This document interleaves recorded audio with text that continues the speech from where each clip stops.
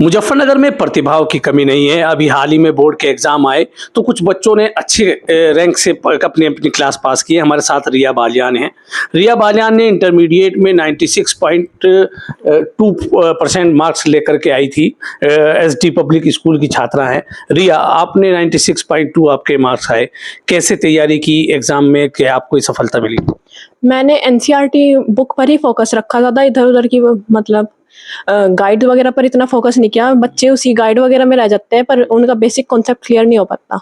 तो अपना basic concept अगर क्लियर हो तो फिर कैसा भी क्वेश्चन आ जाए, फिर उसका हमें आंसर आराम से बना सकते हैं। जैसे एग्जाम चल रहे थे, बोर्ड का एग्जाम था, तैयारी के लिए एक प्रेशर रहता है, तो रिया बालियान कितना प्रेशर रखती थी अपने ऊपर? मैंने एग्ज़ाम में तो बहुत प्रेशर रखा, पर वैसे जब एग्ज़ाम नहीं थे, एग्ज़ाम से पहले मैं थोड़ा-सा ही पढ़ती थी, मतलब जितना ज़रूरी था। और पहले मैंने प्रेशर नहीं लिया, सिर्फ़ एग्ज़ाम में बिल्कुल अच्छे से पढ़ी थी मैं। तो रिया बालियान के पिता है हमारे साथ, राजीव बालियान है। आपकी बेटी इंटरमीडिएट में 96.2% मार्क्स लेकर के आई है, कैसा लगता है? क्या उम्मीद थी इससे आपको? बहुत अच्छा लगता है, और उम्मीद तो मुझे तो थी, बेटी को तो बल्कि नहीं थी इतनी उम्मीद, लेकिन मुझे थी। और ये एग्जाम में बीमार भी हुई। मैं समझता हूँ अगर बीमार ना होती तो ये 98 प्लस होती। उसी वजह से थोड़ा सा बेटी ने टॉप भी किया था कॉलेज में, तो कैसा लगता है जब बच्चे टॉप करते हैं? अच्छा लगता है, और भगवान की कृपा से हमारे पास 3 बेटियां हैं और तीनों इतनी इंटेलिजेंट है, और अच्छा लगता है बहुत। और 2 बेटे हैं, बेटे थोड़ा मीडियम। जब तैयारी करती थी रिया बालियान, आप भी घर में होते थे, तो आपकी तरफ से या आपकी पत्नी की तरफ से कुछ सुझाव इसको दे जाते हो अपने एक्सपीरियंस के तौर पे?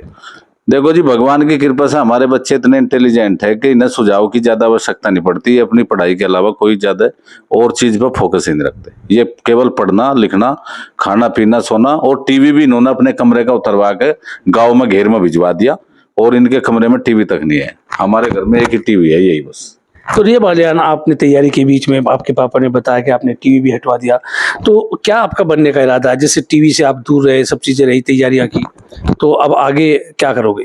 मुझे क्लिनिकल साइकोलॉजिस्ट बनना है।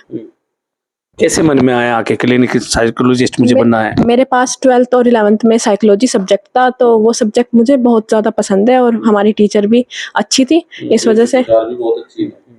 अच्छा, आपके पापा ने बताया आप चित्रकार अच्छे हैं। हाँ, पहले मेरा एम बीएफए करने का ही था फाइन आर्ट से, पर फिर मैंने सोचा कि फाइन आर्ट को मैं अपनी साइड हॉबी की तरह रखूंगी और साइकोलॉजी में मैं डिग्री लेऊंगी।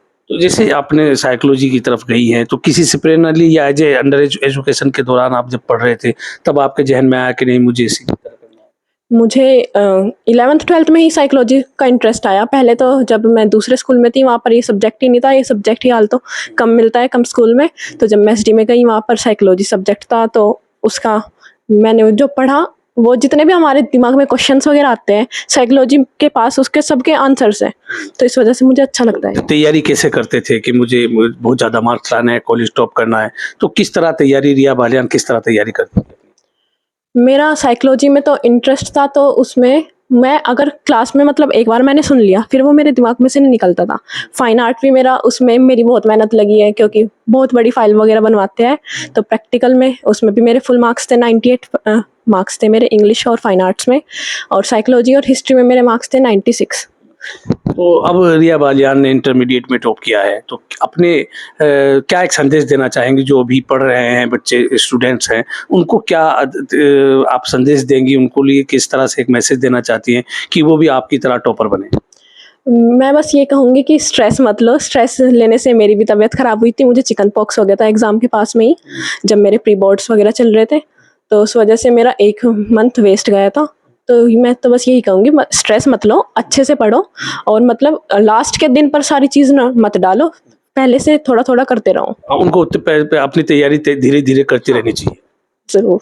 तो ये थी रिया बालियान, जिन्होंने बताया किस तरह उन्होंने तैयारी की और इंटरमीडिएट की परीक्षा पास करने के बाद अब उनको क्या करना है। मैं हूँ राशिद अली और आप देख रहे हैं खोजी न्यूज।